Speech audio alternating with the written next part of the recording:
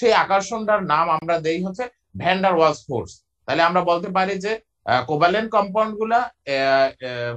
কম্পাউন্ডের intermolecular attraction ফোর্সটা হচ্ছে van der Waals force.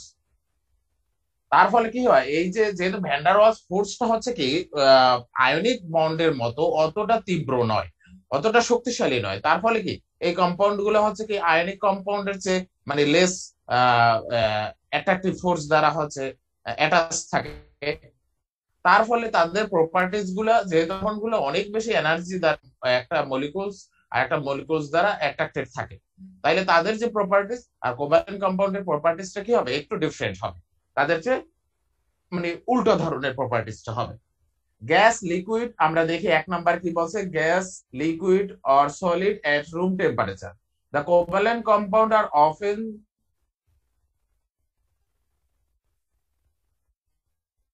gaseous liquid or relatively soft solid under ordinary condition। যে ordinary condition কিন্তু এটা মানে বেশিরভাগ আমার কোভালেন্ট কম্পাউন্ডেই থাকবে গ্যাস বা লিকুইড। কিছু কোভালেন্ট কম্পাউন্ড আমরা হচ্ছে সলিড পাবো, কিন্তু সেটা হচ্ছে সফট থাকবে, অত হার্ড সলিড পদার্থ থাকবে না। This is so because of weak intermolecular forces between the molecules. যে এটা কারণটা আমরা বললামই তো, এটা ভ্যান ডার ওয়ালস যে ফোর্স, এটা হচ্ছে উইক ইন্টারমলিকুলার ফোর্স। এই ফোর্স দ্বারা তারা যেহেতু মানে অ্যাটাচ থাকে, এই জন্য এখানে এই প্রপার্টিসটা আমরা দেখতে পাইছি। এই প্রপার্টিজ এর ফলে তাদের কি হবে, low melting point and low boiling point হবে। Covalent compounds have generally low melting point or boiling point. The molecules are held together in solid crystal lattice by weak force. On application of heat, the molecules are readily pulled out, and this then acquire kinetic energy for free movement as in it. For the same reason, the liquid molecules are easily obtained in gaseous form, which explain low boiling point of covalent bond. তারপর আছে, যেহেতু আমরা ionic compound পড়ছি যে ionic compound কি hard এবং ব্রিটেল, তাহলে covalent compound কি হবে, তারা হার্ডও না ব্রিটেলও না।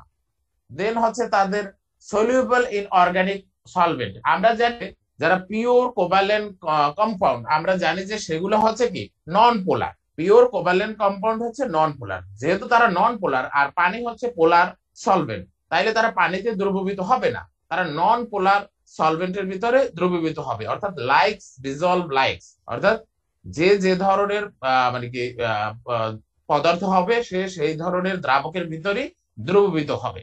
আমরা একটা কথা জানি যে লাইকস ডিজলভ লাইকস, অর্থাৎ যদি আমার হচ্ছে নন পোলার হয় তাহলে সে নন পোলার সলভেন্টের ভিতর ডিজলভ হবে, যদি সে পোলার কম্পাউন্ড হয় তাহলে সে পোলার সলভেন্টের ভিতর ডিজলভ হবে। যেহেতু আমরা জানি যে পিওর কোভালেন্ট কম্পাউন্ড হচ্ছে নন পোলার, তাহলে তারা হচ্ছে নন পোলার সলভেন্ট, সেগুলো যেমন বেনজিন ইথার এইগুলোর ভিতরে ডিজলভ হবে। কিন্তু কিছু কোভালেন্ট কম্পাউন্ড আছে আমরা জানি সেগুলো হচ্ছে কি যে পোলার আছে, অথবা তাদের ভিতরে যেমন অ্যালকোহল অ্যামিনস এর ভিতরে হাইড্রোজেন বন্ডিং আছে, এই জন্য হচ্ছে পানিতে তারা দ্রবীভূত হয়। নন কন্ডাক্টর অফ ইলেকট্রিসিটি, আমরা বলছি যে কোভালেন্ট কম্পাউন্ডের ভিতরে যেহেতু পিওর কোভালেন্ট কম্পাউন্ড হচ্ছে নন পোলার, তাইলে তাদের ভিতরে কোনো তারা যখন দ্রবীভূত অথবা গলিত অবস্থায় যাবে তখন তারা প্লাস মাইনাস আয়ন তৈরি করতে পারবে না। যেহেতু প্লাস মাইনাস আয়ন তৈরি হবে না, তাহলে তারা ইলেকট্রিসিটি কন্ডাক্ট করবে না। তারপর বলছে এক্সিবিট আইসোমারিজম, অর্থাৎ মানে সমাণু, যেটা আমরা বাংলায় বলি যে সমাণু প্রদর্শন করবে। কারণ কোভালেন্ট কম্পাউন্ড আমরা জানি যে একটা অ্যাটম 2টা 3টা 4টা অ্যাটমের সাথেও হচ্ছে কোভালেন্ট কম্পাউন্ড গঠন করতে পারে। এই যে তাদের বন্ডটা, এই বন্ডটাই হচ্ছে যে বিভিন্ন ধরনের হয়ে তারা কি করে আইসোমার তৈরি করতে পারে। মলিকুলার রিঅ্যাকশন, দা কোভালেন্ট কম্পাউন্ড গিভস রিঅ্যাকশন হয়ে যায় মানে কি এখানে যেহেতু প্লাস মাইনাস নাই, এরা ফুললি একটা মলিকুলস এখানে রিঅ্যাকশনের ভিতরে চলে যাবে, মলিকুলসটা চেঞ্জ হবে। আমার কি বলে আয়নিক কম্পাউন্ডের মলিকুলস চেঞ্জ হবে, কিন্তু সেখানে কিন্তু আয়ন একটা আয়ন রিপ্লেস হয়ে ওখানে আর একটা আয়ন আসে। এখানে কিন্তু দেখা যায় যে কোনো একটা স্পেসিফিক কি বলে গ্রুপও কিন্তু এখানে চেঞ্জ হয়। এমন কি হচ্ছে এখানে দেখা যায় যে মানে পুরা ব্রেকডাউন হয়, অর্থাৎ এখানে মলিকুলার রিঅ্যাকশনটা বেশি হয় কোভালেন্ট কম্পাউন্ড। তাহলে আমরা কোভালেন্ট কম্পাউন্ডের 7টা প্রপার্টিজ দেখলাম। 1 নাম্বার হচ্ছে gases liquids or solid at room temperature, 2 number হচ্ছে low melting point and boiling point, 3 number হচ্ছে neither hard nor brittle, 4 number হচ্ছে soluble in organic solvents, non conductors of electricity, 6 number হচ্ছে আমাদের exhibit isomerism, আর 7 number হচ্ছে molecular reaction. আমরা এই 7টা properties দেখলাম যে হচ্ছে কি ঠিক আয়নিক কম্পাউন্ডের যে 7টা প্রপার্টিজ আমরা দেখাইছি তার কিন্তু ঠিক বিপরীত এখানে প্রপার্টিজ গুলো। তো এতক্ষণ হচ্ছে আমরা কি বলে আয়নিক কম্পাউন্ড নিয়ে হচ্ছে কি বলে ভ্যালেন্স বন্ড থিওরি নিয়ে আলোচনা করেছি। ভ্যালেন্স বন্ড থিওরির আলোকে হচ্ছে আমরা কোভালেন্ট বন্ড এবং আয়নিক বন্ড ব্যাখ্যা করার চেষ্টা করছি। কিন্তু আমরা দেখলাম যে কখনো কখনো কোনো কোনো কম্পাউন্ডের বেলায় দেখা যায় যে আমাদের লুইস বন্ড থিওরিটা সেটা কি করতে পারে না, যে আমাদের কোভালেন্ট বন্ডারের সম্পূর্ণরূপে ব্যাখ্যা করতে পারে না।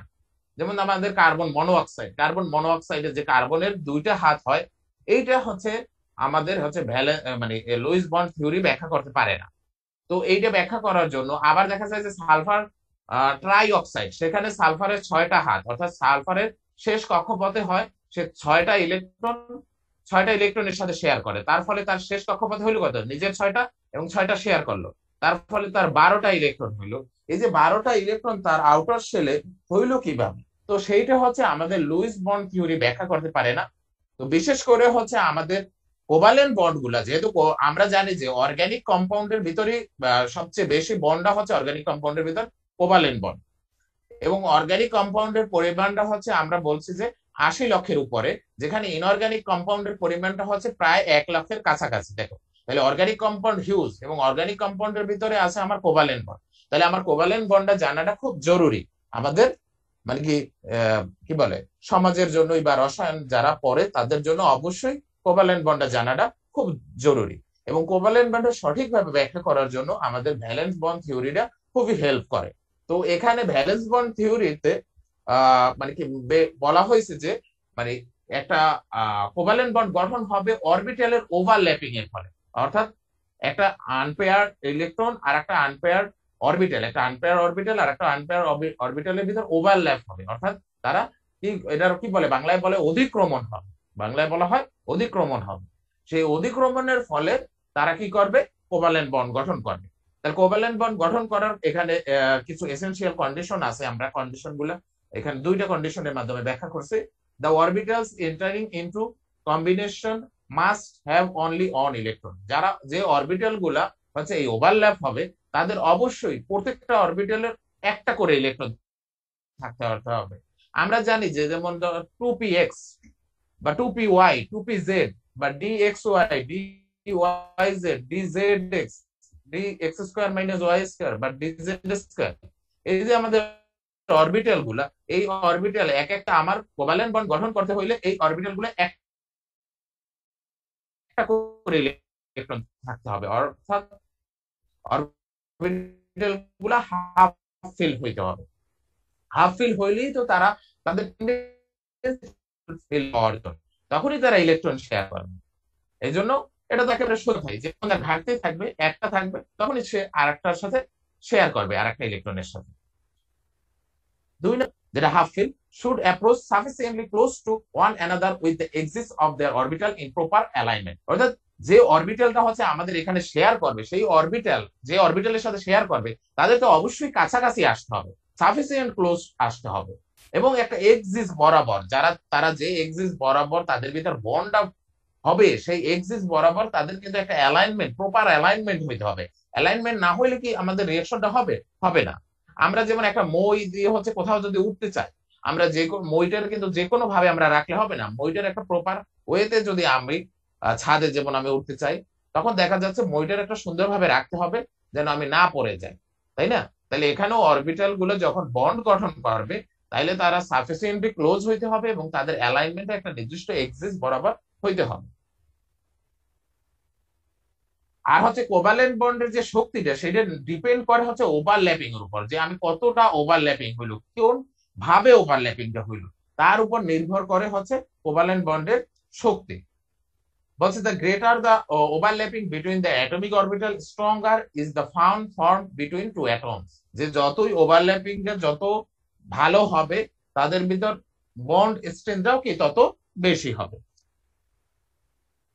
এবং এখানে দেখা যায় যে হচ্ছে যত আমাদের কাছাকাছি হবে ততই তাদের কি হবে, নিউক্লিয়াসটা, আমাদের দুইটা অ্যাটমের নিউক্লিয়াসটা যত কাছাকাছি হবে তাদের ভিতর বন্ড স্ট্রেংথটাও তত বেশি হবে। যেহেতু দুইটা মানে নিউক্লিয়াস কাছাকাছি, তাহলে তাদের বন্ড লেন্থটা কি কাছাকাছি হবে না, অবশ্যই শর্টার হবে বন্ড লেন্থ। সেটাই আমাদের কিন্তু এই যে লাস্টের কথাটা বলছে, the equilibrium distance at which two atomic nuclei are now held is called the bond length. আর লাস্টের কথাটা বলছে the stronger bond has therefore a shorter bond length। যে আমাদের যে ইকুইলিব্রিয়াম ডিস্টেন্স দুইটা নিউক্লিয়াসের ভিতরে যারা বন্ড গঠন করলো, যে দুইটা অ্যাটম, যেমন আমার এখানে দেখো হাইড্রোজেন, এই একটা অ্যাটম, এই একটা অ্যাটম, এই দুইটা অ্যাটমের নিউক্লিয়াস থেকে এই অ্যাটমের নিউক্লিয়াস পর্যন্ত যে দূরত্বটা, এই দূরত্বটাই হচ্ছে আমার হচ্ছে বন্ড লেন্থ। এই দূরত্বটা যত কম হবে আমাদের বন্ডের শক্তি তত বেশি হবে, বন্ডের শক্তিটা কি তত বেশি হবে। এখানে দেখো এই যে হাইড্রোজেন হাইড্রোজেন, এই যে দেখো এদের হচ্ছে বন্ড লেন্থ হচ্ছে 0.74। দেখো তাদের এনার্জি হচ্ছে বন্ড এনার্জি যেটা, সেই এনার্জিটা আমরা দেখতেছি 103.2। আবার সেম আর একটা কার্বন এবং হাইড্রোজেনের ভিতর একটা বন্ড হয়েছে এবং এদের নিউক্লিয়াসের ভিতর দূরত্ব হচ্ছে 1.10, অর্থাৎ এর চেয়ে বেশি। তার ফলে কিন্তু তাদের বন্ড এনার্জি কমে গেছে, ঠিক আছে। এটাই ব্যাখ্যা করছে যে আসলে যে যত আমাদের মানে বন্ড লেন্থ যত কম হবে বন্ড এনার্জি তত বেশি হবে। তাইলে হচ্ছে আমাদের ভ্যালেন্স বন্ড থিওরিতে কি বলছে, দুইটা কথা বলছে, যে আমাদের যখন ওভারল্যাপ হবে অরবিটালে, সেই অরবিটাল গুলো অবশ্যই হাফ ফিল হইতে হবে এবং হাফ ফিল অরবিটাল গুলো একটা মানে কি খুবই মানে অ্যাপ্রোচ হইতে হবে, তাদের সাফিসিয়েন্টলি ক্লোজ এবং তাদের অ্যালাইনমেন্টে একটা নির্দিষ্ট এক্সিস বরাবর অ্যালাইনমেন্ট হইতে হবে, প্রপার অ্যালাইনমেন্ট হইতে হবে। এখন ওভারল্যাপিংটা আসলে কি ধরনের হইতে পারে, কোভালেন্ট বন্ডের ওভারল্যাপিংটা এই যে ওভারল্যাপিংটা কোন ধরনের হবে তার উপর ভিত্তি করে আমরা কোভালেন্ট বন্ডারে দুই প্রকারে আমরা ডিভাইড করছি। এক নাম্বার হচ্ছে আমাদের সিগমা বন্ড, দুই নাম্বার হচ্ছে আমাদের পাই বন্ড। সিগমা বন্ড কি, সিগমা বন্ড বলছে কি, when there is an end-to-end overlap of atomic orbital along the internuclear axis, the bond resulted is called sigma bond। অর্থাৎ এখানে end-to-end অর্থাৎ সামনাসামনি, বাংলায় যদি বলি আমরা সামনাসামনি অতিক্রমণ হবে এখানে। আমার কথা কি শোনা যাচ্ছে?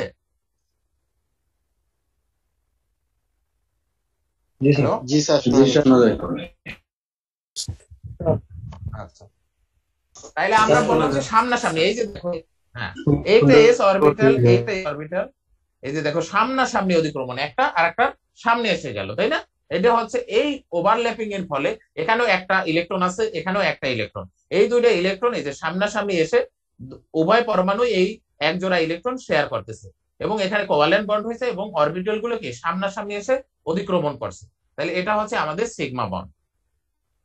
সিগমা বন্ডে তাইলে কি হবে, ওভারল্যাপিং হবে কি সামনাসামনি ওভারল্যাপিং বা ইন টু ইন ওভারল্যাপিং বা হেড অন ওভারল্যাপিং ও বলা হয়, এটারে ইন টু ইন ওভারল্যাপিং বা হেড অন ওভারল্যাপিং ও বলা হয়, আর এক্সিয়াল ওভারল্যাপিং ও বলে।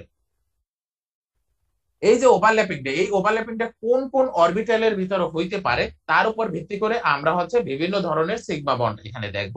যেমন হচ্ছে এস এস ওভারল্যাপ, অর্থাৎ এস অরবিটালের সাথে আর একটা এস অরবিটালের ওভারল্যাপিং হবে। যেমন এখানে আমরা দেখতেছি, যেমন উদাহরণস্বরূপ বলতে পারি আমরা হাইড্রোজেনের ইলেকট্রন হচ্ছে 1s1, অর্থাৎ তার এস অরবিটালে একটা ইলেকট্রন, আর একটা হাইড্রোজেনের হচ্ছে এস অরবিটালে একটা ইলেকট্রন, সেই এস অরবিটালের একটা ইলেকট্রন এবং হচ্ছে আর একটা হাইড্রোজেন পরমাণুর এস অরবিটালের একটা ইলেকট্রন হচ্ছে এই যে সামনাসামনি অতিক্রমণের ফলে তারা হাইড্রোজেন মলিকুলস তৈরি করলো এবং এটা হচ্ছে হেড অন ওভারল্যাপ বা সামনাসামনি অতিক্রমণ এবং তার ফলে তারা গঠন করলো হচ্ছে সিগমা বন্ড। এরপর আমরা দেখছি এস পি ওভারল্যাপিং আমরা দেখব, অর্থাৎ এস অরবিটালের সাথে পি অরবিটালের ওভারল্যাপ হয়। যেমন আমরা উদাহরণস্বরূপ বলতে পারি হাইড্রোক্লোরিক অ্যাসিড, যে আমরা জানি হাইড্রোজেনের শেষ কক্ষপথে হচ্ছে একটা ইলেকট্রন, সেটা হচ্ছে 1s1, এবং ক্লোরিনের শেষ কক্ষপথে ক্লোরিনের ইলেকট্রন বিন্যাস হচ্ছে 1s2, 1s1, 1s2, 2s2, 2p6, 3s1, 3px2, 3py2, 3pz1, অর্থাৎ তার জেড অরবিটালের অর্থাৎ পি অরবিটালের একটা ইলেকট্রন হচ্ছে হাফ ফিল। সেই হাফ ফিল একটা ইলেকট্রন আর হাইড্রোজেনের এস অরবিটালের ইলেকট্রন এই যে সামনাসামনি অতিক্রমণ, দেখো এই যে সামনাসামনি অতিক্রমণের ফলে তারা গঠন করলো এখানে একটা সিগমা বন্ড। এটা হচ্ছে এস এবং পি এর সাথে ওভারল্যাপ, তার ফলে এখানে গঠিত হইল হাইড্রোক্লোরিক অ্যাসিড। সিমিলার ভাবে হাইড্রোফ্লোরিক অ্যাসিড, হাইড্রোফ্লোরাইড অ্যাসিড যেটা। এবার আসো আমাদের পিপি, অর্থাৎ পি অরবিটালের সাথে আরেকটা পি অরবিটালের ওভারল্যাপ। যেমন আমরা ক্লোরিনের বললাম যে 2p-Z, এই একটা ক্লোরিনের হচ্ছে 2p-Z অরবিটালে একটা হাফ ফিল ইলেকট্রন, আর একটা ক্লোরিনের হচ্ছে 2p-Z অরবিটালে একটা ইলেকট্রন। এই দুটো ইলেকট্রন এখন তারা কি করবে, শেয়ার করবে, এই যে ওভারল্যাপিং করে, সামনাসামনি হেড অন ওভারল্যাপিং করে তারা হচ্ছে কি ইলেকট্রন শেয়ার করবে, তার ফলে তারা এখানে গঠন করলো হচ্ছে সিগমা বন্ড। তাহলে আমরা সিগমা বন্ডটা কি দেখলাম, যে এস এস অরবিটালের ভিতরে হইতে পারে, এস পি অরবিটালের ভিতরে হইতে পারে, পি পি অরবিটালের ভিতরেও হচ্ছে সিগমা বন্ডের ওভারল্যাপিংটা হইতে পারে। এবার আসো পাই বন্ড। পাই বন্ডটা হচ্ছে কি, এখানেও ওভারল্যাপটা হবে, কিন্তু এটা হচ্ছে সাইড ওয়াইজ ওভারল্যাপ, অর্থাৎ পাশাপাশি পাশাপাশি অতিক্রমণ হবে। এই আমরা তো জানি অবশ্যই অতিক্রমণ হবে যে অরবিটাল, সেটা তো অবশ্যই হাফ ফিল্ড হইতে হবে সেই অরবিটালটা, অর্থাৎ সেখানে একটা ইলেকট্রন থাকতে হবে। এই যে আমরা এখানে দেখতেছি একটা পি অরবিটাল আর একটা পি অরবিটালের সাথে কি হচ্ছে, এই যে সামনাসামনি অতিক্রমণ ঘটতেছে। কি বলি সামনাসামনি না, সাইড, পাশাপাশি, এই যে পাশাপাশি, এর পাশে এসে দেখো এই পাশের অংশটা এই পাশের অংশটার সাথে ওভারল্যাপ হলো, তাহলে এটা হচ্ছে সাইড ওয়াইজ ওভারল্যাপ বা পাশাপাশি অতিক্রমণ। দেখো এখানে তো আমাদের পাশাপাশি অতিক্রমণ হইতে হইলে দোনো জোনার কিন্তু ক্যারেক্টারাইজেশন, মানে অরবিটালের ক্যারেক্টারাইজেশন সেম হওয়া দরকার। অর্থাৎ আমাদের যখন পাই বন্ড গঠন করবে তখন অবশ্যই পি অরবিটাল পাই বন্ড গঠন করবে, এস অরবিটাল কখনোই পাই বন্ড গঠন করে না। পি অরবিটাল অর্থাৎ সেম অরবিটাল গুলো হচ্ছে পাই বন্ড গঠন করবে। Strength of sigma and pi bond, আমরা বলছি যে সিগমা বন্ডটা হচ্ছে কি সামনাসামনি অতিক্রমণ এবং একটার ভিতরে আরেকটা প্রবেশ করে, তাই না?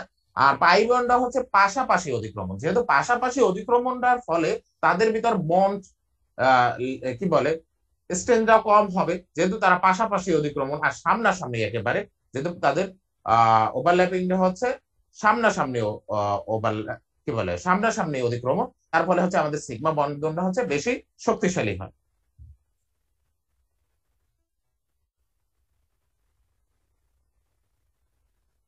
তো আমরা দেখলাম যে হচ্ছে সিগমা বন্ধন এবং পাই বন্ধন, তাই না? সিগমা বন্ধন এবং পাই বন্ধনের ভিতরে এখন আমরা একটু পার্থক্য দেখার চেষ্টা করবো যে আসলে এদের ভিতর কি ধরনের পার্থক্য আছে, সেই পার্থক্য গুলো আমরা একটু দেখি। বলছে কি এখানে যে sigma bond it is formed by end to end overlapping of half filled atomic orbital. হ্যাঁ, এটা বলছি আমরা যে এটা ইন টু ইন বা হেড অন ওভারল্যাপিং বলা হয়।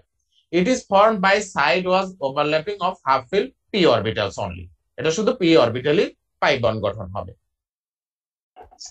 Overlapping takes place along intermolecular axis. হ্যাঁ, কোন জায়গায় বোঝো না?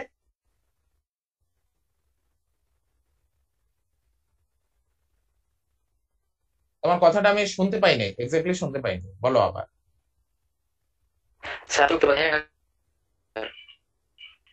হুম,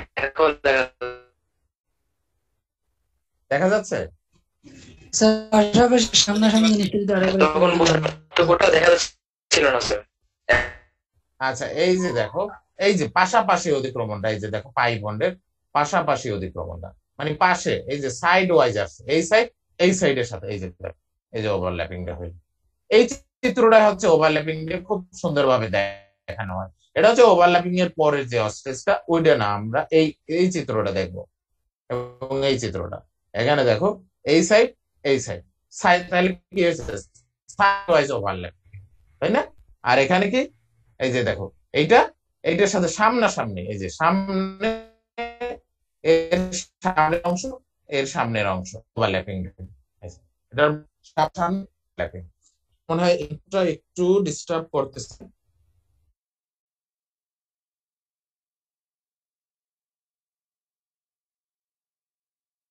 আমরা একটু ইন্টারনেটটা ঠিক করি, তারপর হচ্ছে আবার শুরু করি।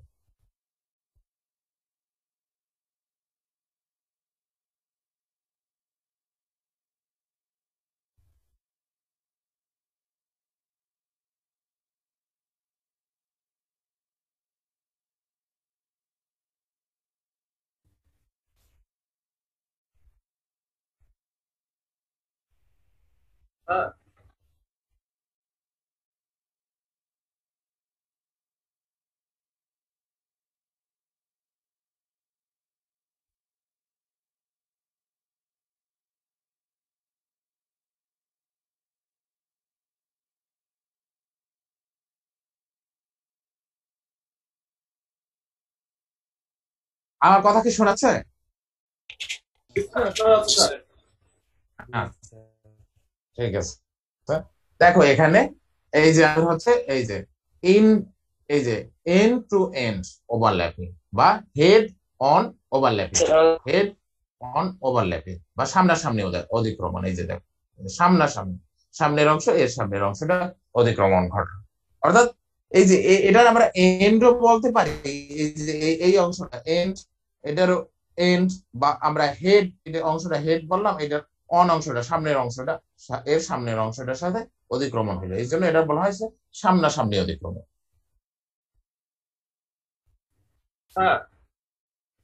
হ্যাঁ,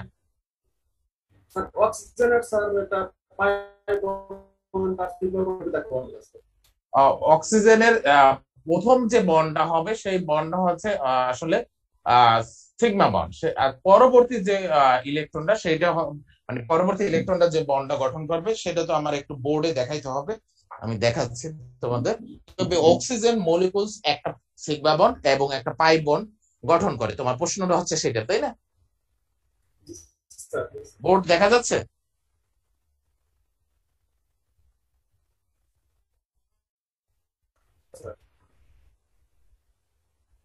আচ্ছা, এই ক্লিয়ার হবে কিছুক্ষণ পরে।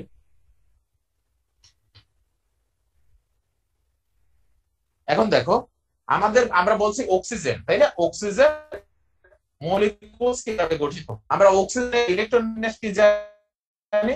অক্সিজেন হচ্ছে 8টা, 1s2, 2s2,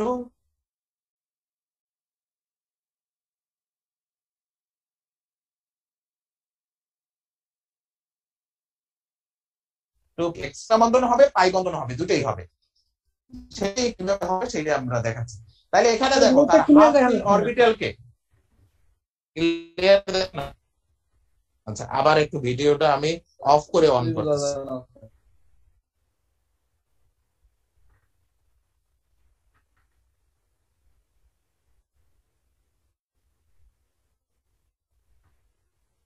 বুঝলাম না, আমার তো মনে হচ্ছে অস্পষ্ট। আচ্ছা, অস্পষ্ট কেন মনে হচ্ছে? আচ্ছা, আবার আমি এখানে লিখি, এখানে দেখা যাচ্ছে?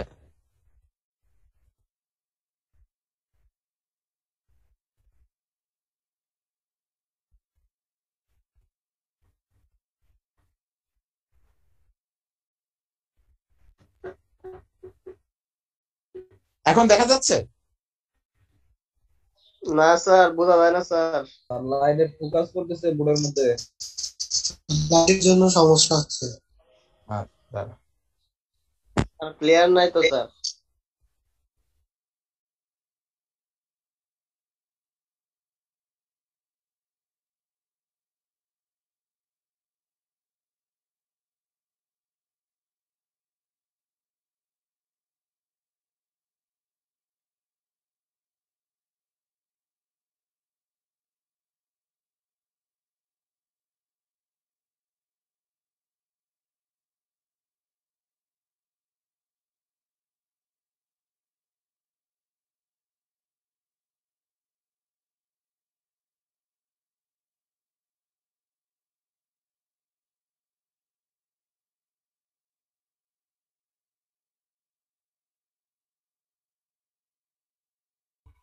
দেখো এখন দেখো দেখো 2p1 এবং 2pz1, এই দুইটা যে অরবিটাল, এই দুইটা অরবিটাল এখন ওভারল্যাপিং হবে। আমরা জানি এই যে দেখো পি এক্স, পি ওয়াই এবং পি জেড, আমরা হচ্ছে শুধু এই দুইটা অরবিটাল রাখি। এই একটা অক্সিজেনের হচ্ছে পি ওয়াই, আর একটা ধরো এটা হচ্ছে পি ওয়াই, এটা হচ্ছে পি জেড।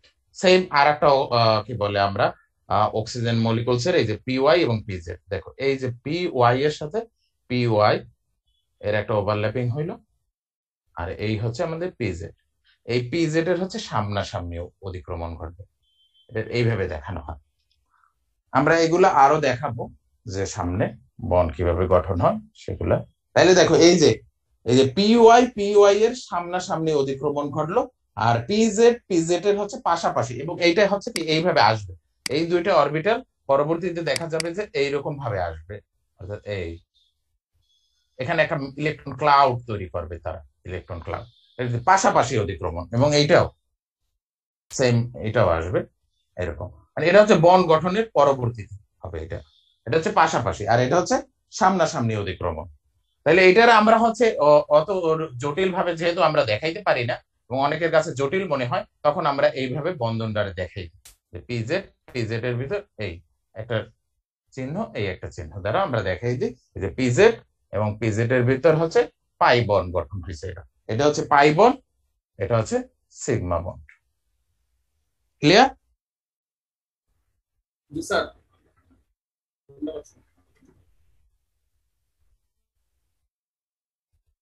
আজকে হচ্ছে একটু নেটওয়ার্কটা আনস্টেবল, আমি মোবাইলে ডাটা ইউজ করলাম সেটাও দেখলাম আনস্টেবল, আবার হচ্ছে এই যে ওয়াইফাই এর যে লাইনটা সেটাও আনস্টেবল আমাদের এখানে।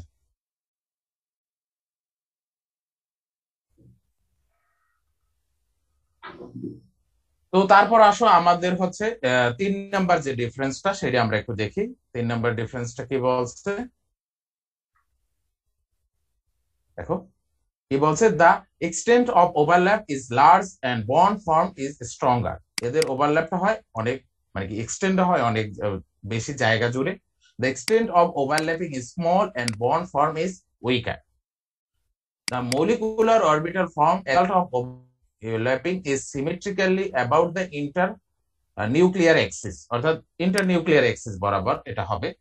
আর এটা হবে কি, দা molecular orbital form as a result of overlapping consists of two lobes above and below the intermolecular axis। এই যে দেখো above, এই যে এই যে এটা হচ্ছে আমাদের ইন্টারমলিকুলার এক্সিস, এটা হচ্ছে এই যে নিউক্লিয়াস বরাবর যে এক্সিসটা, এটা মাঝামাঝি এই যে এই বরাবর থাকে। দেখো এর উপর একটা লোব, এই যে একটা লোব, নিচে আর একটা লোব তৈরি হয় পাই বন্ধনে। আর আমাদের সিগমা বন্ধনে কি হয়, এই যে দেখো একেবারে এক্সিস বরাবর হচ্ছে আমাদের ওভারল্যাপিং হচ্ছে, এই যে আমাদের নিউক্লিয়ার এক্সিস, অর্থাৎ এর নিউক্লিয়াসটা এখানে, এর নিউক্লিয়াসটা এখানে, এই যে নিউক্লিয়াস বরাবর হচ্ছে ওভারল্যাপিংটা হয়েছে, এই কথাটা বলছে আমাদের। There is a free rotation about sigma bond and no geometrical isomer are possible। এটা আমরা শুধু জানিয়ে রাখি, এটা আমরা অতটা ডিটেলস এখানে তো আর তোমাদের জন্য হচ্ছে অর্গানিক কেমিস্ট্রি নাই, এতটা ডিটেলস আমাদের মানে জানতে হবে না। শুধু আমরা জানি যে যে পাই বন্ড হচ্ছে ফ্রি রোটেশন হয়, ফ্রি রোটেশন হইলে অবশ্যই এখানে জিওমেট্রিক্যাল আইসোমার নামক একটা আইসোমার এখানে পসিবল হবে। There is no free rotation about pi bond and geometrical isomer are possible, not possible হবে এখানে, not possible হবে, ভুল লেখছে এখানে, দুটো পসিবল, একটা পসিবল হইলে আর একটা পসিবল নয়। The bond can be present alone, মানে কি সিগমা বন্ড একাই থাকতে পারে, যেমন আমরা হাইড্রোজেনের যে বন্ডটা দেখলাম সেটা হচ্ছে সিগমা বন্ড, তাই না? হাইড্রোক্লোরিক অ্যাসিডের যে বন্ড দেখলাম একটা বন্ড সেখানে, সেই বন্ডটা হচ্ছে কি সিগমা বন্ড। কিন্তু পাই বন্ড কখনোই একা একা ফর্ম হইতে পারে না, অর্থাৎ প্রথম বন্ডটা আমার সিগমা বন্ড হবে, দেন যদি আরো কিছু হচ্ছে আমার হাফ ফিল পি অরবিটাল থাকে তখন তারা পাই বন্ড গঠন করবে। যেমন আমরা এখানে যেমন অক্সিজেনের বেলায় হচ্ছে যে বন্ডটা আমরা দেখাইছি, সেই বন্ডে আমরা কি দেখাইছি যে প্রথম যে 2p এবং 2p এর ভিতরে প্রথম বন্ড যেটা হয়েছে সেটা কিন্তু সিগমা বন্ড হয়েছে, দেন হচ্ছে আমার পিজেড এবং পিজেড অরবিটালের ভিতর হয়েছে কি পাই বন্ড। তাহলে প্রথম বন্ডটা অবশ্যই সিগমা বন্ড হবে, দেন যদি আরো বন্ড ওই দুইটা অ্যাটমের ভিতরে আরো বন্ড ফর্ম করতে চায় তখন তারা হচ্ছে পাই বন্ড গঠন করবে। S and p orbital can participate in the formation of sigma bond, মানে আমরা জানি যে S P S S, হ্যাঁ বলো।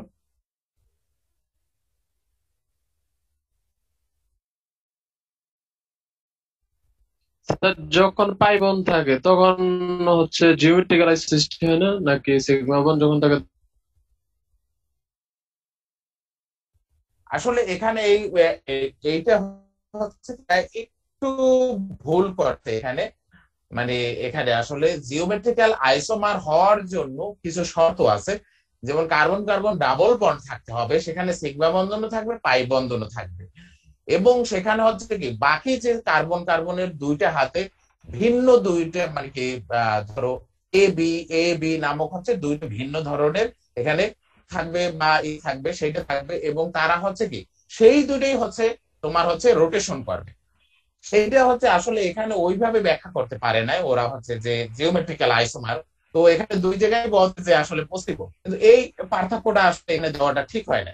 ওরা যে পার্থক্যটা মানে কি বলতে পারতো যে হচ্ছে মানে আমার কার্বন কার্বন ডাবল বন্ড থাকতে হবে মানে জিওমেট্রিক্যাল আইসোমারের জন্য, অথবা হচ্ছে কিন্তু চাক্রিক থাকতে হবে। ডাবল বন্ড না থাকলেও কিন্তু চাক্রিক যেগুলো অর্থাৎ সাইক্লিক কম্পাউন্ড তারা হচ্ছে জিওমেট্রিক্যাল আইসোমার শো করে। তো সেই কথাটা হচ্ছে আমি এই জন্যই বলছি যে এটা হচ্ছে একটা ডিটেলস আলোচনা। সেখানে হচ্ছে কি আমার যে কার্বন কার্বন ডাবল বন্ড যদি থাকে আমাদের মুক্ত শিকলের ক্ষেত্রে, সেইখানের যে হচ্ছে আমাদের বাকি যে দুইটা সিঙ্গেল বন্ড থাকবে কার্বনের, সেই দুইটা হচ্ছে আমি যদি তোমাদের একটু দেখাই এখানে বোর্ডে, যদিও এটা এখানকার বিষয় না, এটা হচ্ছে অর্গানিক কেমিস্ট্রির বিষয়। তারপর এখানে ওরা যে ভুলটা করছে আসলে, এখানে আমাদের শর্তে বলছে যে কার্বন কার্বন ডাবল বন্ড থাকতে হবে, এবং এই যে বাকি দুইটা যে হাত, এই দুইটা হাতে দুইটা ডিফারেন্ট মূলক থাকবে এ বি। একই সাথে একই পাশে যদি এ একই পাশে যদি বি হয় সেটার বলা হয় সিস। আর যদি আমাদের একটু উল্টে যায়, এই পাশে হচ্ছে আমাদের ধরো যে এই পাশে হইলো বি, পাশে এ, কি বলে এ বি বি এ, এরকম যদি হয় তাহলে সেটার বলা হয় না, তাহলে তো একই হয়ে গেল এ বি। এইরকম যদি হয়, এই রোটেশনটা দেখো, এখানে রোটেশনটা দেখো একটু, কার্বন কার্বন ডাবল বন্ডের কিন্তু আমাদের রোটেশন হচ্ছে না, রোটেশন হচ্ছে কিন্তু এই যে এই মূলকে দেখো, এইখানে ছিল এ, এখানে ছিল বি, তাই না? আচ্ছা,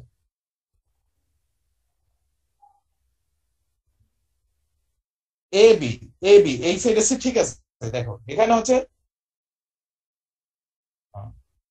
আবার ভুল লিখে আমি একটু, ঠিক আছে এটা হচ্ছে সিস, আমি একটু লিখে রাখি এটা ট্রান্স, তাহলে আমাদের বোঝার সুবিধা হবে। দেখো এখানে এ একই সাইডে, বি একই সাইডে, এটা হচ্ছে সিস।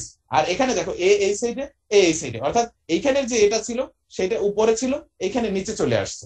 এইটাই হচ্ছে আমাদের হচ্ছে জিওমেট্রিক্যাল আইসোমার। তো জিওমেট্রিক্যাল আইসোমারের জন্য যেমন আমাদের মুক্ত শিকল যৌগের ক্ষেত্রে কার্বন কার্বন ডাবল বন্ড থাকতে হয়, আবার মুক্ত শিকল ছাড়া আমাদের চাক্রিক যৌগ সাইক্লিক কম্পাউন্ড হইলেও হবে।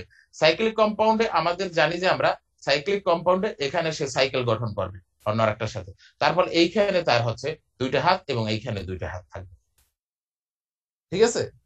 এই জন্য এখানে ওরা হচ্ছে আসলে এই পার্থক্যটা এখানে দেওয়াটা ঠিকই হয় না। এই যে আমাদের মুক্ত শিকলের জন্য এখানে কিন্তু পাই বন্ধনটা আর সিগমা বন্ধনটা দুইটাই থাকতে হবে আমাদের শর্তে বলছে জিওমেট্রিক্যাল আইসোমারের জন্য। জি স্যার। এই পার্থক্যটা তোমাদের দিতে হবে না 5 নাম্বারটা, কারণ এটা হচ্ছে কনফিউজিং, ওরা একটা পার্থক্য এখানে আসলে লেখছে, এই পার্থক্যটা দেওয়ার দরকার নেই। আর আমরা 7 নাম্বার যেটা বলছে যে সিগমা বন্ধনটা হচ্ছে আমাদের এস এবং পি অরবিটালের ভিতরে হইতে পারে, এস এস অরবিটালের ভিতরে হইতে পারে, কিন্তু পাই বন্ধনটা অনলি পি অরবিটালের ভিতরে হবে, পি ছাড়া এস অরবিটালের ভিতরে কখনোই পাই বন্ধন হবে না, বা এস পি অরবিটালের ভিতরেও পাই বন্ধন হবে না।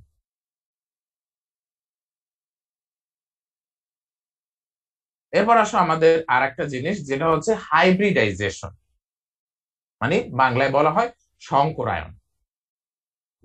আমরা দেখলাম এখানে যে অক্সিজেনের বেলায় আমরা কি দেখলাম যে অক্সিজেনের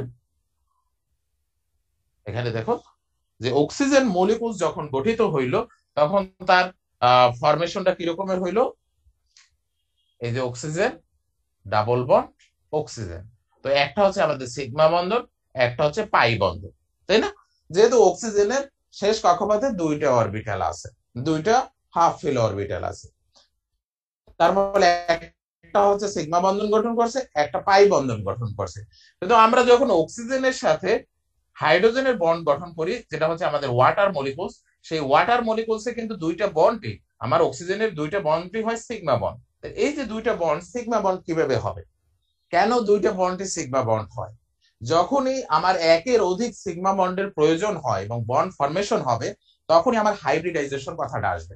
হাইব্রিডাইজেশন হচ্ছে কি, যে শেষ কক্ষপথের যে ইলেকট্রন গুলা বা ভ্যালেন্স শেলের যে ইলেকট্রন গুলা, সেই অরবিটালের ইলেকট্রন গুলা, অর্থাৎ প্রায় এনার্জি তাদের লেভেলটা হচ্ছে সেম, এবং তারা কি করবে, তারা একত্রিত হয়ে সমশক্তির সমসংখ্যক অরবিটাল তৈরি করবে।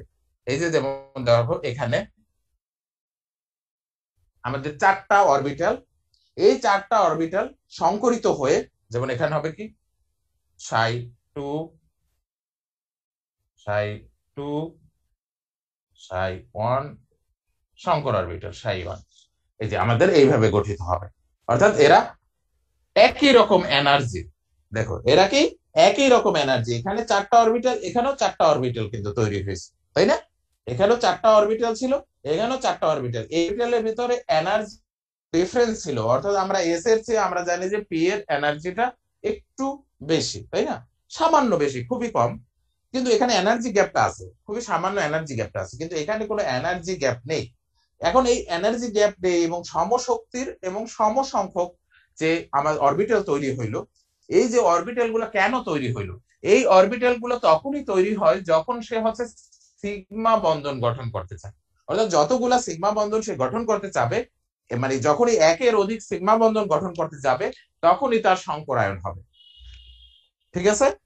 প্রথম সিগমা বন্ধন সে ইজিলি গঠন করতে পারে সামনাসামনি অতিক্রমণের ফলে, কিন্তু যখনই সে একের অধিক সিগমা বন্ধন গঠন করবে, তখনই সে সংকরিত হবে, অর্থাৎ তার হাইব্রিডাইজেশন হবে। সেইটাই এখানে কিন্তু ব্যাখ্যা করছে, যে এখানে কিন্তু যে অরবিটাল গুলো আছে সেই কয়টা অরবিটালই থাকবে, এখানে যে কয়টা ইলেকট্রন আছে এখানেও কিন্তু সেম ইলেকট্রন থাকবে। এই যে দেখো 2 4 5 6, এখানেও 2 4 5 6 ইলেকট্রন কিন্তু আমার সমান হবে।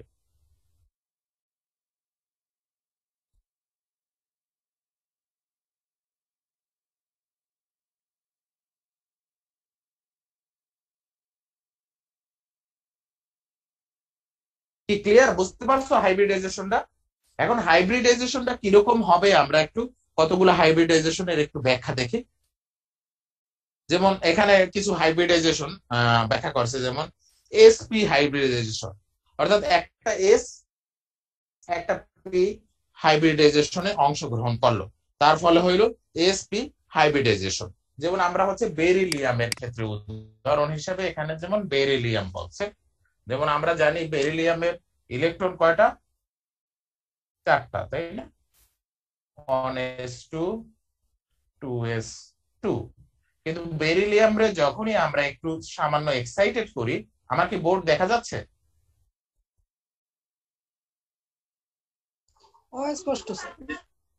অস্পষ্ট। আমার হচ্ছে এখানে ওই যে ইন্টারনেট বললাম, ইন্টারনেটের স্পিডটা ভালো না, এবং আমি মোবাইলের ডাটা ব্যবহার করলাম, তখনও হচ্ছে আসলে পরিষ্কার দেখা যাচ্ছে না। আজকে হচ্ছে ইন্টারনেটই একটু সমস্যা।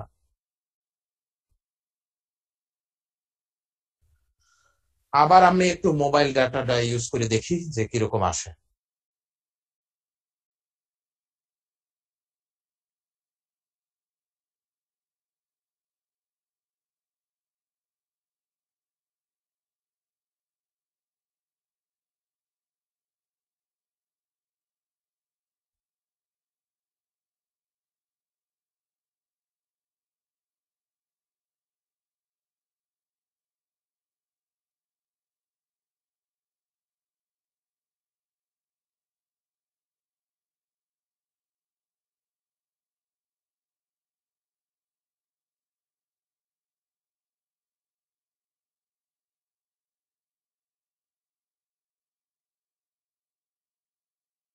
এখন দেখো বেরিলিয়াম রে যখন আমরা এক্সাইটেড করব, তখন কি হবে? বেরিলিয়ামের এই যে একটা 2s এর একটা ইলেকট্রন, সে কোথায় যাবে? 2p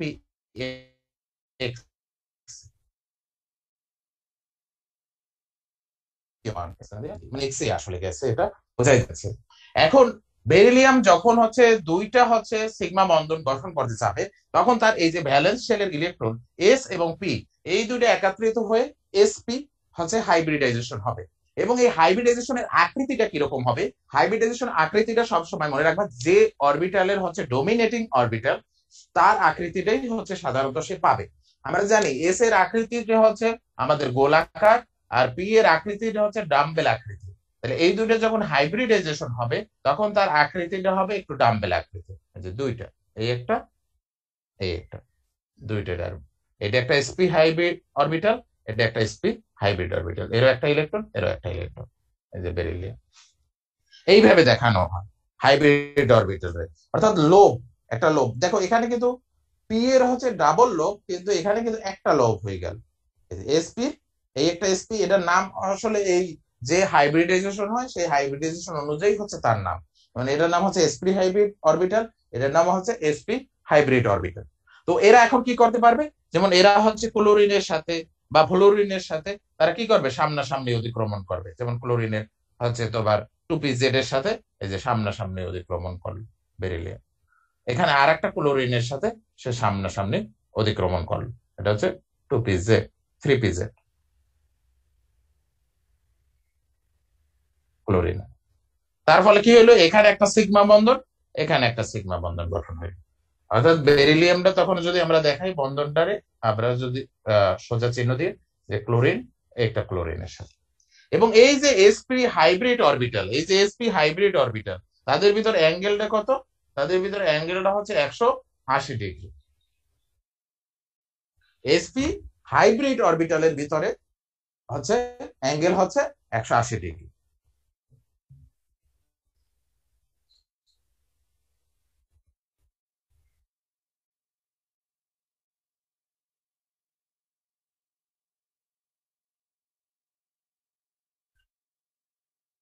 এবার আসো sp2 হাইব্রিড অরবিটাল, তাই না?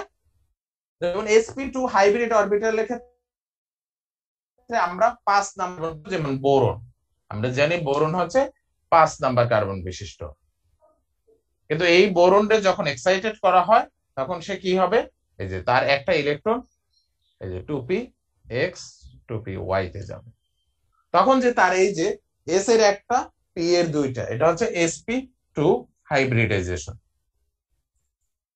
s এর একটা p এর দুইটা, এই তিনটে মিললে তারা তৈরি করবে sp হাইব্রিডাইজেশন। এই একটা s 2s1 2px1 আর একটা হবে 2py1,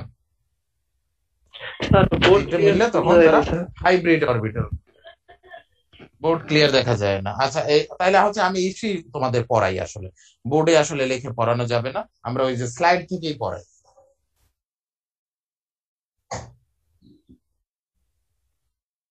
ক্লিয়ার না দেখলে আসলে বোঝা যায় না, তখন হচ্ছে ই হয়ে যায়। দেখো আমাদের স্লাইডে দেখো, এই যে একটা এস, এই যে দুইটা পি মিলে কি হবে, sp হাইব্রিড অরবিটাল।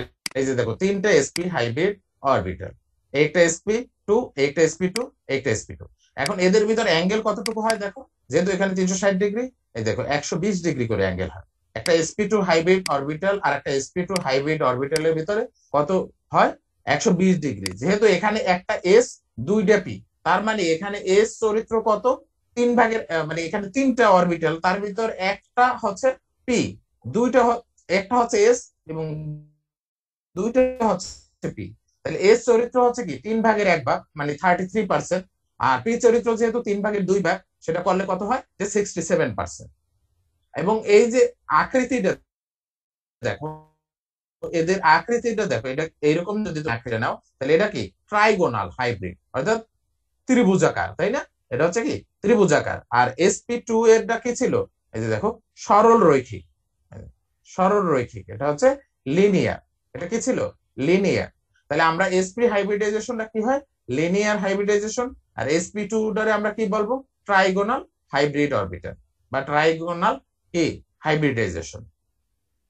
এটা কোন ডায়ের ভিতরে ঘটে, আমরা বললাম যে বোরন ট্রাইফ্লোরাইড, বোরন ট্রাইফ্লোরাইড উদাহরণ হিসেবে এখানে বলা হয়েছে। এরপর আসো আমাদের sp3 হাইব্রিডাইজেশন, তার মানে কি একটা s তিনটা p, তাহলে এটা কার হয়, কার্বনের। কার্বনের আমরা জানি একটা s এবং তিনটা p অরবিটাল হাইব্রিডাইজেশন করে sp3 হাইব্রিড অরবিটাল গঠন করে। তাহলে এখানে একটা s তিনটা p, তাই না? তাইলে s হচ্ছে 4 ভাগের 1 ভাগ, তার মানে 25%, আর p হচ্ছে 4 ভাগের 3 ভাগ, তার মানে 75% এখানে পি থাকবে। এবং এই হাইব্রিড অরবিটালটা হচ্ছে টেট্রাহেড্রন, এর আকৃতিটা হচ্ছে কি টেট্রাহেড্রন। এই যে দেখো আকৃতিটা টেট্রাহেড্রন মানে চতুষ্তলকীয়, যেটা আমরা বাংলায় বলি। এবং এদের ভিতরে বন্ড অ্যাঙ্গেলটা কত হয়, মানে এদের ভিতরে অ্যাঙ্গেল কত হয় হাইব্রিড অরবিটালের ভিতর অ্যাঙ্গেলটা হয় 109.5 ডিগ্রি। এটা কোন কম্পাউন্ডের ভিতর পাওয়া যায়? যেমন আমাদের সবচেয়ে মানে কমন কম্পাউন্ড যেমন মিথেনের ভিতরে এই ধরনের হাইব্রিডাইজেশন আমরা দেখতে পাই। আজকে আমরা এই পর্যন্তই।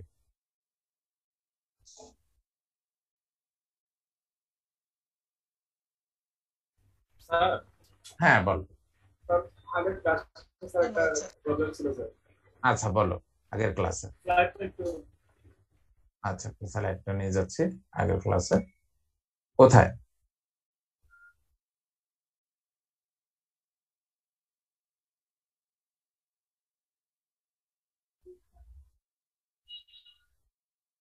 আগের ক্লাসের কোন স্লাইডটা? পরের page, last page. Lattice energy. যেটা স্যার বর্ন হেপার সাইক্লিক এই জিনিসটা স্যার ডায়াগ্রামটা স্যার বুঝিয়ে ভালো করেছে। আসলে এটা আমি তোমাদের বোঝাইও নাই, এটা আমি মানে এমনি রেখে দিচ্ছি। তোমাদের এখানে দেখলাম যে এটা সিলেবাসে নাইও। তারপর হচ্ছে যাদের অনেক সময় দরকার হয় যে হচ্ছে মানে প্রয়োজন হয় তখন তারা এটা একটু দেখলো। এইটা হচ্ছে বন্ড হেবার সাইকেলটা হচ্ছে কি একজন বিজ্ঞানী তিনি একটা সাইকেল তৈরি করছেন যে আয়নিক বন্ডটা কিভাবে গঠিত হয়। তো আয়নিক বন্ড আমার কাছে যেহেতু প্রথম আছে কি সলিড ক্লোরিন, কি বলে সলিড সোডিয়াম, আর ক্লোরিন হচ্ছে কি বলে মলিকুলস থাকে, তাই না? সলিড সোডিয়াম রে প্রথমে আমাদের কি নিতে হবে গ্যাসিয়াস সোডিয়াম পর্যায়ে। ঠিক আছে, এই বিক্রিয়াটা হইতে আমাদের কয়টা ধাপ লাগে সেই ধাপগুলোই এখানে দেখানো হয়েছে। দেখো এই যে প্রথমে আমার কি করছে সোডিয়াম রে গ্যাসিয়াস ফর্মে নিচ্ছে, ক্লোরিন রে অ্যাটমিক গ্যাসিয়াস ফর্মে নিচ্ছে, তারপর সেটা কি করছে সেটার আয়নিক ফর্মে নিয়ে গেছে। তারপর কারণ সোডিয়াম ইলেকট্রন ছাড়ছে, ক্লোরিন সেই ইলেকট্রনটা গ্রহণ করছে। এই যে সোডিয়াম ইলেকট্রন ছাড়ছে যেটা বলা হয় কি আয়োনাইজেশন এনার্জি। এটা কি সোডিয়ামের আয়োনাইজেশন এনার্জি। তাহলে এই যে সোডিয়াম যখন গ্যাস আছে সেখান থেকে সে কোথায় গেছে আয়োনাইজেশন স্টেটে গেছে। তাহলে প্রথমে ছিল সোডিয়াম সলিড, সেখান থেকে সে গ্যাস হয়েছে। ক্লোরিন ছিল গ্যাস, সেখান থেকে ক্লোরিন এখানেও গ্যাস আছে। তারপর এখানে কি ছিল ক্লোরিন মলিকুলস, আর এখানে হয়েছে ক্লোরিন অ্যাটম। তো প্রথমে হচ্ছে কি দোনোটা মানে যে দুইটা হচ্ছে আমার অ্যাটম আয়নিক কম্পাউন্ডে অংশগ্রহণ করবে তাদেরকে প্রথমে হচ্ছে গ্যাসিয়াস স্টেট এবং হচ্ছে অ্যাটমিক স্টেটে আসতে হবে। দেন হচ্ছে আমাদের যেটা হচ্ছে ধাতু সে যাবে আয়নিক স্টেটে, অর্থাৎ তার আয়নাইজেশন এনার্জি সেটা অবশ্যই আমাদের এই এনার্জিতে সাপ্লাই দিতে হবে। এই এনার্জি গুলো কিন্তু বৃদ্ধি পাচ্ছে। দেখো প্রথমে আমার সোডিয়াম সলিড ছিল, সেখান থেকে আমি গ্যাসিয়াস সোডিয়াম এনেছি, তার ফলে কি আমার এনার্জি এখানে সাপ্লাই দিতে হয়েছে। দ্বিতীয় স্টেটে আমার হচ্ছে ক্লোরিন ছিল হচ্ছে মলিকুলস, ক্লোরিন আমরা জানি যে গ্যাসিয়াস স্টেটই থাকে, সেটার আমরা কি করছি অ্যাটমিক স্টেটে নিয়েছি। অ্যাটমিক স্টেটে নিতেও আমাদের এনার্জি সাপ্লাই দিতে হয়েছে, অর্থাৎ এনার্জি বৃদ্ধি পাইছে, আমাদের এনার্জি এখানে আমরা সাপ্লাই দিচ্ছি। দেন হচ্ছে আমরা সোডিয়ামটারে যখন সোডিয়াম আয়নে পরিণত করলাম তাহলে এখানে কি আয়োনাইজেশন এনার্জি, সেই আয়োনাইজেশন এনার্জিটাও আমাদের সাপ্লাই দিতে হয়। আমরা জানি যে আয়নিত করতে গেলে আমাদের এনার্জি দিতে হয়। তাহলে এই যে আমার এতটুকু এনার্জি দরকার হয়, এটা হচ্ছে সোডিয়ামের আয়োনাইজেশন এনার্জি। তারপর এই যে ইলেকট্রনটা বের হইলো সেই ইলেকট্রনটা হচ্ছে আমাদের ক্লোরিন গ্রহণ করলো, যেটা আমরা বলি ইলেকট্রন অ্যাফিনিটি। সেই ইলেকট্রন অ্যাফিনিটি যে এনার্জিটা সেটা কি হয় অবশ্যই সেই এনার্জিটা হচ্ছে রিলিজ হয়। সেই জন্য কিন্তু এনার্জিটা কমে গেল, এই যে রিলিজ হইলো এই এতটুকু এনার্জি রিলিজ হইলো ইলেকট্রন অ্যাফিনিটি। এখানে কিন্তু বলছে ইলেকট্রন অ্যাফিনিটি। দেন হচ্ছে এই যে সোডিয়াম প্লাস হচ্ছে যে আয়ন এবং ক্লোরাইড মাইনাস আয়ন তারা যখন একেবারে ফরমেশন করবে হচ্ছে সোডিয়াম ক্লোরাইড, যখন ফরমেশন করবে কি সোডিয়াম ক্লোরাইড তখন আরো বেশি এনার্জি রিলিজ করবে। এই যে আয়নিত অবস্থা থেকে, এই যে দেখো আয়নিত গ্যাসিয়াস অবস্থা থেকে যখন তারা হচ্ছে রুম টেম্পারেচারের কম্পাউন্ড গঠন করবে সেই যে এনার্জিটা সেই এনার্জিটারই বলি আমরা ল্যাটিস এনার্জি, সেটারে ল্যাটিস এনার্জি বলা হয়। এটি একটা সাইকেলের মাধ্যমে প্রকাশ করছে বিজ্ঞানী হেবার সাহেব, বর্ন এবং হেবার, এই জন্য এটা বলা হয় বর্ন হেবার সাইকেল। স্যার এটা হচ্ছে যারা এখানে হচ্ছে স্যার ল্যাটিস ম্যাগনিটিউড বুঝতে পারেন স্যার স্যার স্যার ম্যাগনিটিউডটা যেটা আছে 788 স্যার ওটা কি হবে স্যার মানে ওটা তো মানে এটা তো হিসাব করা হয়েছে। এই যে আয়নাইজেশন প্রথমে এখানে এনার্জি কতটুকু হয়েছে, এখানে এনার্জি কতটুকু হয়েছে, এখানে এনার্জি কতটুকু, দেন হচ্ছে এই যে মানে ইলেকট্রন অ্যাফিনিটি এবং আয়নাইজেশন অবস্থায় অর্থাৎ আয়নিত অবস্থায় আসতে তার কতটুকু এনার্জি, এখানে এনার্জি রিলিজ হয়েছে, এখানে এনার্জি অ্যাবজর্ব হয়েছে, তাই না? দেন হচ্ছে এই আয়নিত অবস্থা থেকে যখন আমার সলিড অবস্থায় আসছে তখন আমার এটার ভিতরে এনার্জি কতটুকু ছিল, সেই এনার্জি হিসেব করার ফর্মুলা আছে, সেই ফর্মুলার মাধ্যমে ওরা এনার্জি হিসেব করছে, হিসেব করে লেটিস এনার্জি বের করছে। তাহলে স্যার প্রত্যেকটার আলাদা মান আছে স্যার আয়োনাইজেশন এনার্জি তারপরে হ্যাঁ হ্যাঁ অ্যাফিনিটি হ্যাঁ এনার্জি হ্যাঁ, সবগুলোরই হচ্ছে বের করা আছে। এটা হচ্ছে যখন তোমরা হচ্ছে ক্রিস্টাল নিয়ে যদি কখনো তোমাদের রিসার্চ করতে হয় তখন হচ্ছে এইটা হচ্ছে তোমাদের শুরুতে লাগতে পারে। অনেক সময় কিন্তু হচ্ছে যে তোমরা সিভিল ইঞ্জিনিয়ারিং, তোমাদের কিন্তু অনেক সময় হচ্ছে এই যে ক্রিস্টাল নিয়ে হচ্ছে বা এইরকমের কিন্তু কিছু ম্যাটেরিয়াল নিয়েও হচ্ছে তোমাদের রিসার্চ করতে হয়, যখন তোমরা মানে কি হায়ার স্টাডিজ যারা করবা তাদের ক্ষেত্রে এটা খুব গুরুত্বপূর্ণ। স্যার ক্রিস্টাল স্যার হুম, ক্রিস্টালেটিক স্যার কি স্যার ক্রিস্টাল লেটিস মানে হচ্ছে লেটিস মানে হচ্ছে এখানে যে আমরা কি বলবো যে হচ্ছে ক্রিস্টাল গঠন করলো, এই যে ক্রিস্টালটা যে একটা কি বলে 3 ডাইমেনশনাল যে তাদের হচ্ছে একটা অ্যারেঞ্জমেন্ট, সেই অ্যারেঞ্জমেন্টারই বলি হচ্ছে আমরা ক্রিস্টাল লেটিস, ঠিক আছে? 3 ডাইমেনশনাল অ্যারেঞ্জমেন্ট, তারা কিন্তু একটা নির্দিষ্ট অ্যারেঞ্জমেন্টে থাকার কথা।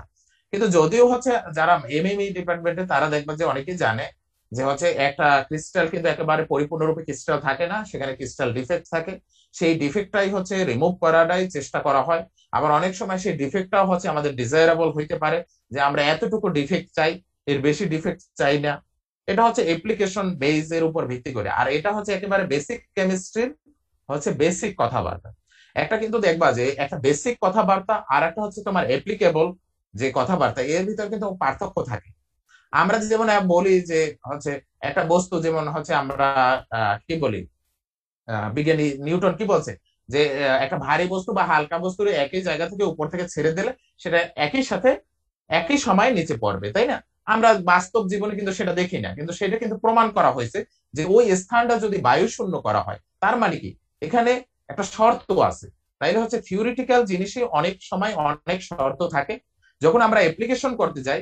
এখন যদি আমি হচ্ছে একটা প্লেন উড়ানো চাই বা একটা গাড়ি চালাইতে চাই, আমি হচ্ছে তোমরা হচ্ছে একজন ইঞ্জিনিয়ার, তখন হচ্ছে তোমাদের কিন্তু এই বাধাগুলা তোমাদের কিন্তু কনসিডার করতে হবে। সেটা হচ্ছে অ্যাপ্লিকেবল, বলা হচ্ছে ওই থিওরিরই অ্যাপ্লিকেশন। এবং থিওরির যখন অ্যাপ্লিকেশন করা হয় তখন কিন্তু ডেভিয়েশন হয় অনেক, এবং সেই ডেভিয়েশনটা কতটুকু হয়, সেখানে কতগুলো প্যারামিটার আমাদের কনসিডার করতে হয়। এই জন্য হচ্ছে ইঞ্জিনিয়ারিং যে একেবারে জিনিসটা কিন্তু এত সহজ নয়। মানে যেহেতু আমাদের এস্টাবলিশ জিনিসগুলো আমরা মানে কি পারি, কিন্তু হচ্ছে দেখা যায় নতুন যখন একটা জিনিস কিন্তু তৈরি করা হয় তখন কিন্তু অনেক কিছু কনসিডার করতে হয়। তোমরা দেখবে যে ডিসকভারি চ্যানেলে কিন্তু অনেকগুলো হচ্ছে যে ইঞ্জিনিয়ারিং ফল্ট নামক কিন্তু একটা প্রোগ্রাম আছে, সেখানে কিন্তু দেখানো হয় বিশ্বের বড় বড় স্থাপনায় ছোট ছোট ফল্টের কারণে কিন্তু সেই স্থাপনাগুলো হচ্ছে মানে কি তোমার শয়ে শয়ে কোটি টাকা ইউজ করে সেই স্থাপনাগুলো তৈরি করা হয়েছে, কিন্তু তাদের ইঞ্জিনিয়ারিং ফল্টের কারণে সেটা দেখা যাচ্ছে পরিত্যক্ত হচ্ছে, অনেক সময় সেটা ব্যবহার করা যাচ্ছে না বা হচ্ছে চেঞ্জ করতে হচ্ছে। আবার অন্য যেমন আমাদের এই যে পদ্মা সেতুতেই দেখো যে ডিজাইনে হচ্ছে একটা ভুল হয়েছে, সেই ডিজাইনের ভুলটা কিন্তু সংশোধন করতে গিয়ে কিন্তু অনেক টাকা কিন্তু আবার খরচ হয়েছে। তাহলে এখানে কিন্তু অনেক কিছু কনসিডার করতে হয়। অনেক সময় ডিজাইন করার সময় আমাদের একটা মানে কি কিছু কিছু জিনিস আমরা কনসিডার করি, এবং যখন আমরা হচ্ছে অ্যাপ্লিকেশন করি তখন কিন্তু আমাদের অনেক কিছু কনসিডার করতে হয়।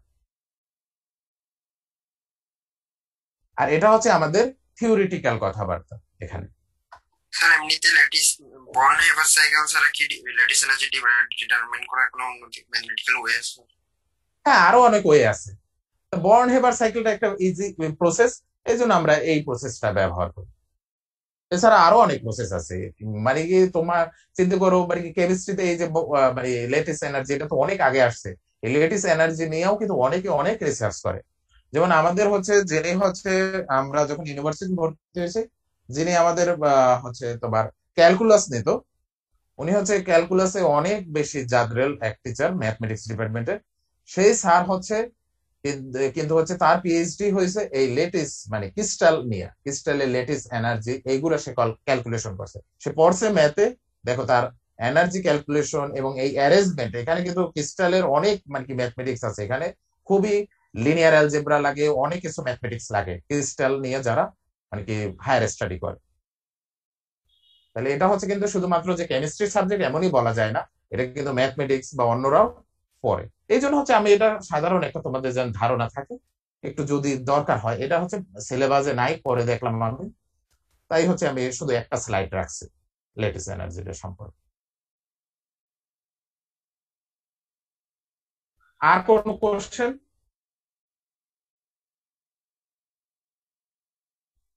Hello sir. হ্যাঁ স্যার আপনাকে আমি একটা মেইল করছিলাম স্যার, আমাদের রুটিনে আমাদের ল্যাব ক্লাসগুলো 12টা 15 থেকে দেওয়া হয়েছে স্যার। ও আচ্ছা আচ্ছা, আমি মেল চেক করি নাই। আচ্ছা, নেক্সট উইক থেকে আমরা ওইটাই করব। দেখি স্যার আজকেও নিতে পারেন স্যার চাইলে 12টা 15 থেকে স্যার। কি করে এটা? 12টা 15 থেকে আমার তো ওইটা এই দেওয়া হয়েছে। আর হচ্ছে এখন তোমাদের কি এনার্জি আছে আসলে ক্লাস করার?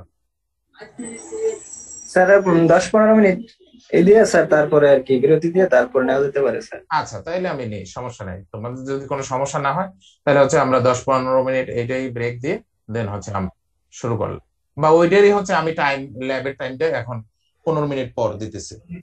জি স্যার, ঠিক আছে। আচ্ছা,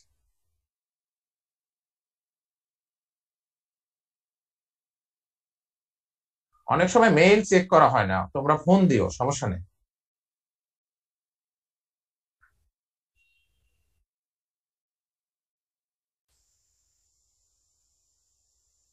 ঠিক আছে, তাইলে হচ্ছে আমরা 12:30টার দিকে হচ্ছে ল্যাব ক্লাস শুরু করি।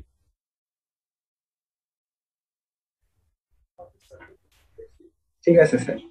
ঠিক আছে, এখন তোমরা রেস্টে যাও, দেন আমরা শুরু করবো। আচ্ছা, আল্লাহ হাফেজ।